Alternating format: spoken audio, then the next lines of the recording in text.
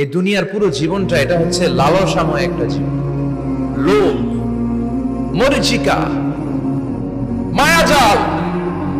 এই মায়াজালে আমরা আটকে আছি, ফলে মৃত্যুর কথা আমরা ভুলে গিয়েছি। পাগলের মতো ছুটছি, আরো টাকা লাগবে, আরো খ্যাতি লাগবে, আরো যশ লাগবে, আরো দাপট লাগবে। আমার এত টাকা দিয়ে কি হবে? এত সম্পদ দিয়ে কি হবে? এত ব্যস্ততা দিয়ে কি হবে তোমার? স্টপ, থামুন, অনেক হয়েছে। আন্না, থামুন, take a rest, take a breath, and think about death. Think that you have to go back to your Lord. একটু বসেন না, একটু ভাবেন যে আমাকে চলে যেতে হবে, চলে যেতে হবে। এই কোলাহল, এই ব্যস্ততা, এগুলো থাকবে, থাকবো না আমি। সাইয়েদনা ওমর ফারুক বলেছেন, মুতু ক্বাবলা আন তামুতু, মরার আগে একবার মরো। হাসিবু ক্বাবলা আন তুহাসাবু আলাইকুম, তোমার হিসাব নেওয়ার আগে তুমি একবার নিজের হিসাবটা করো না। কাগজ বের করে একটু লিখো না কি কি ভালো কাজ করছিলা, যেগুলো দিয়ে নাজাতের ওসিলা হতে পারে। 1 2 3, আর কি কি আকাম কুকাম করছো দেখো না, লিখে দেখো তোমার অবস্থাটা কি। মরার আগে একবার মরো। মরার আগে খাটের মধ্যে শুয়ে শটান করে চোখ বন্ধ করে একবার মরার ভান করে দেখেন কেমন লাগে। চোখটা বন্ধ করেন আর ভাবেন আপনি নাই, কি কি হতে পারে ভাবেন। আপনার ছেলে মেয়েরা কান্না জুড়ে দিবে, আপনার প্রাণের স্ত্রী বিলাপ শুরু করে দিবে, বন্ধু বান্ধবের চিৎকার আর মাতম, স্থানীয় এলাকার মসজিদে ঘোষণা, অমুক এলাকার নিবাসী অমুক ভাই অমুকের ছেলে অমুক দুনিয়ায় নাই। সব আত্মীয়রা চলে আসবে, ফেসবুকে স্ট্যাটাস দেয়া হবে, সবাই সবাইকে জানাবে বিকাল 4টায় অমুক হাই স্কুল ময়দানে আপনার জানাজা। ছুটে আসবে, সবাই ছুটে আসবে আপনাকে শেষ বিদায় দিতে, গুড বাই জানানোর জন্য, আল ওয়াদা, বিদায় জানাতে আসবে সবাই। 4 তাকবীর দিয়ে আপনার জানাজা হবে, অশ্রুসিক্ত জানাজায় আপনার বিদায় হবে। কাঠের খাটিয়ার মধ্যে করে কাঁধে তুলে আপনারে কবরে নেওয়া হবে। আগে থেকে খুঁড়ে রাখা কবরটার মধ্যে আপনারে বিছিয়ে দেয়া হবে। বাঁশের কচি দিয়ে তার উপরে মাটির চাপা দিয়ে সব চলে যাবে। ভাবেন না একবার চোখ বন্ধ করে, this is the circle of life, this is the nature of life. এটা সবার হবে, আমার হবে, আপনার হবে। এত মায়া, এত ভালোবাসা কই যাবে? কেউ থাকবে না, সবাই আপনার অন্ধকার কবরে রেখে দিয়ে চলে আসবে। উপরে বাঁশের কঞ্চি, তার উপরে মাটির চাপা, অন্ধকার আর অন্ধকার। এই অন্ধকার যেন শেষ হতে চায় না, শুধুই অন্ধকার, ঠিক কিনা? এজন্য আমাদের চলে যেতে হবে। দাদা গেল, চাচা গেল, মামা গেল, আমাদেরকেও যেতে হবে, জোরে কোন ঠিক কিনা? একদিন মাটির ভেতরে হবে ঘরে মন আমার, কেন বন্ধ দালান ঘর, প্রাণ পাখি উড়ে যাবে পিঞ্জর ছেড়ে।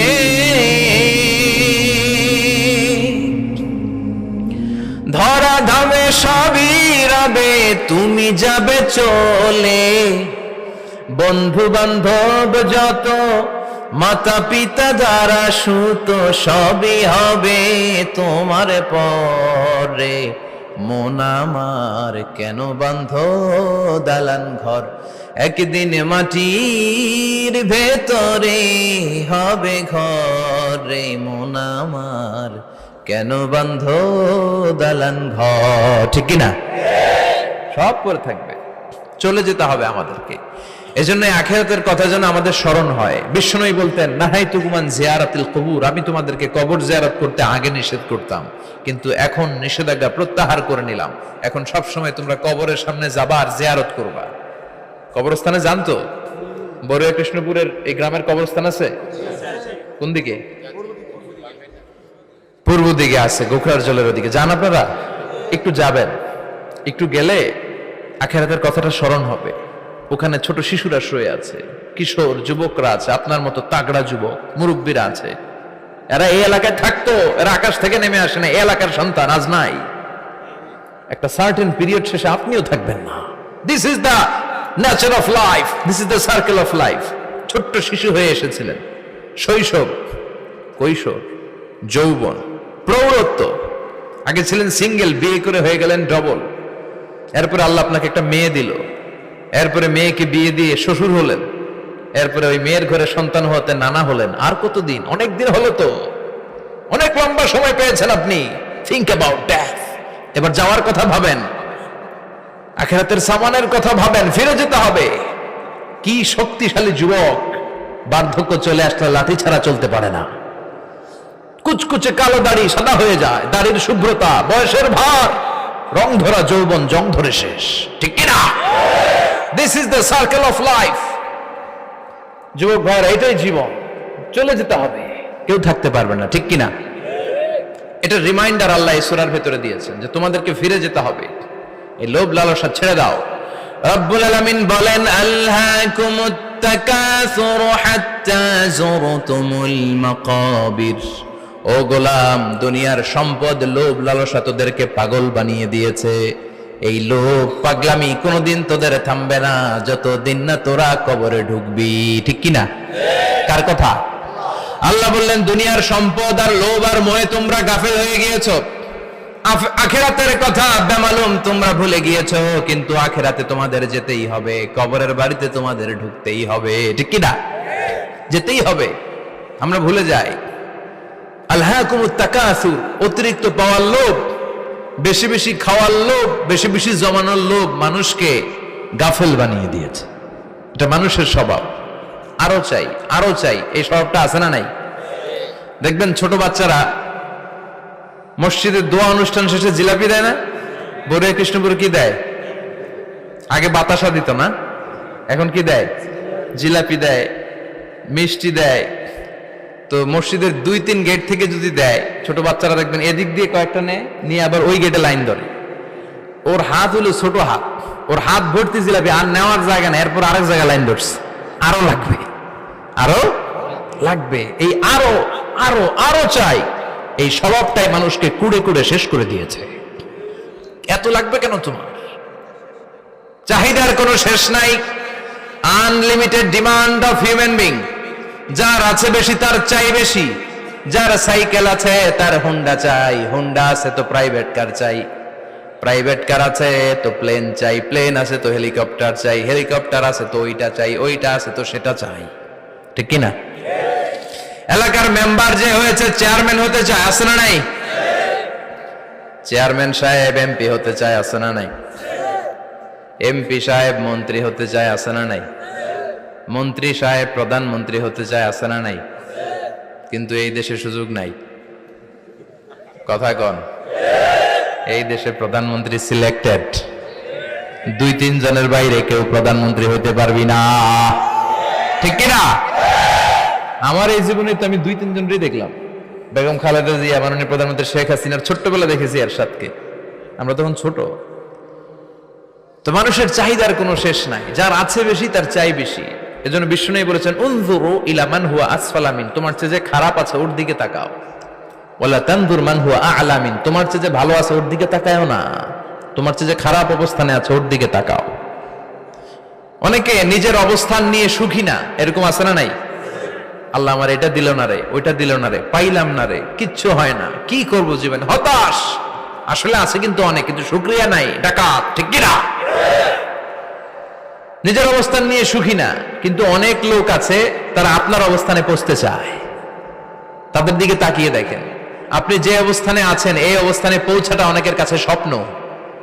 তারা প্রতিনিয়ত সংগ্রাম আর স্ট্রাগল করে যাচ্ছে আপনার অবস্থানে পৌঁছতে, আর আপনি এটা নিয়ে সন্তুষ্ট না। শেখ সাদির নাম শুনেছেন? বালাগাল উলা কাশাফাত দুজা, এই কবিতাটার রচয়িতা, ইরানের বিখ্যাত এক কবি। উনি একবার আর্থিক সমস্যার মধ্যে দিয়ে সময় কাটাচ্ছেন, টাকা নাই, পয়সা নাই, পায়ে দেওয়ার মতো জুতা নাই। উনি খুব দুঃখ পেলেন, হায় রে, আমি ইরানের এত বড় কবি, আমার পায়ে দেওয়ার মতো জুতা নাই। দুঃখ ভরা মন নিয়ে রাস্তায় হাঁটতে বেরোলেন। হাঁটতে হাঁটতে হঠাৎ দেখলেন একটা লোক শুয়ে শুয়ে কাঁদছে, ওই লোকটার 2টা পাই নাই, পাই নাই। উনি সেজদায় পড়ে গেলেন, আল্লাহর কাছে ক্ষমা চাইলেন, আল্লাহ অনেক দিয়েছো, শুকর আলহামদুলিল্লাহ। এজন্য যেই পরিস্থিতিতেই থাকি না কেন আমরা কি পড়বো? জোরে বলেন, কি পড়বো? এজন্য কানাতু মিনাল ইসলাম, অল্পে তুষ্ট থাকার নাম হলো ইসলাম। সম্পদ লাগবে কিন্তু সম্পদের পাহাড় লাগবে না, ঠিক কিনা? অল্প খান, অল্প পড়েন, অল্প জমান, অল্পের ভেতরে বরকত ঢুকাইয়া দিছে কে? দেখবেন যাদের সম্পদ অল্প তারা সুখী বেশি।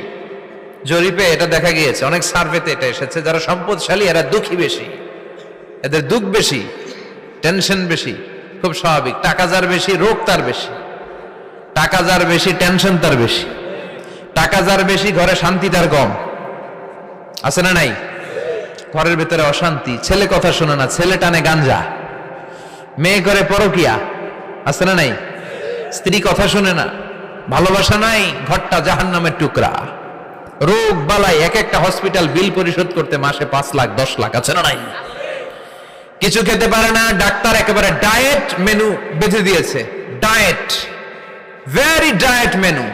এটা এটা এটা এটা কিছুই খাবেন না, শুধু গরু খাবেন না, খাসি খাবেন না, চিংড়ি খাবেন না, খালি ঘাস খাবেন। ইচ্ছে মতো ঘাস খাবেন, মানে ঘাস জাতীয় যত আইটেম আছে সব খাবেন। শাক খাবেন, সবজি খাবেন, সালাদ খাবেন। গরু, চিংড়ি, মুরগি, গোশত, ইলিশ কিছু খেতে পারে না। তাহলে রোগ বেশি, খাওয়ার মজা নাই, ঘরে সাংসারিক শান্তি নাই, খালি ব্যারাম আর ব্যারাম। ঠিক কিনা? কিন্তু সম্পদের পাহাড় ঘটেছে। আর অল্প যারা খায়, অল্প পড়ে, রিক্সাওয়ালা, কুলিওয়ালা, অল্প বেতনের চাকরি, কিন্তু হক হালালি মেনে চলে, দেখবেন শান্তি আছে অনেক। হ্যাঁ, বাসা ভাড়া দেয়, ফ্যামিলি চালায়, বাচ্চাদের স্কুল বিল, এরপরও মাস শেষে 1-2 হাজার টাকা হাতে থেকে যায়। আর ওর প্রতি মাসে 10 কোটি টাকা ইনকাম, তারপরও ব্যাংকের ঋণ আছে না নাই?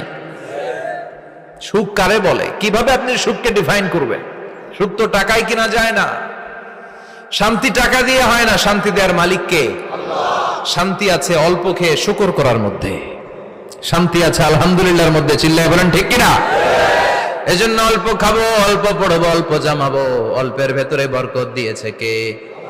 দেখেন, ধনী ভাইরা খেতে পারে না, কিন্তু রিক্সাওয়ালার কি সমস্যা হয়? রিক্সাওয়ালারা সব খেতে পারে। কুলিওয়ালা, দিনমজুর, এরা একেবারে স্লিম, সুঠাম দেহি, মেদহীন পেট, পেটে কোনো মেদ নাই, ভুড়ি নাই। আর কোটিপতিদের মেদ আছে না নাই? এত বড় বড় পেট। ঠিক কিনা? আমাদেরও পেট আছে, তবে হালাল পেট। এটা হারাম টাকা দিয়ে এই ভুড়ি বানাই নাই আমরা। চিল্লায় বলেন ঠিক কিনা? রিক্সাওয়ালা, কুলিওয়ালা নিজেও নামাজ পড়ে, বউও নামাজ পড়ে, বাচ্চাটাও নামাজ পড়ে, রিক্সা চালায় আর জিকির করে লা ইলাহা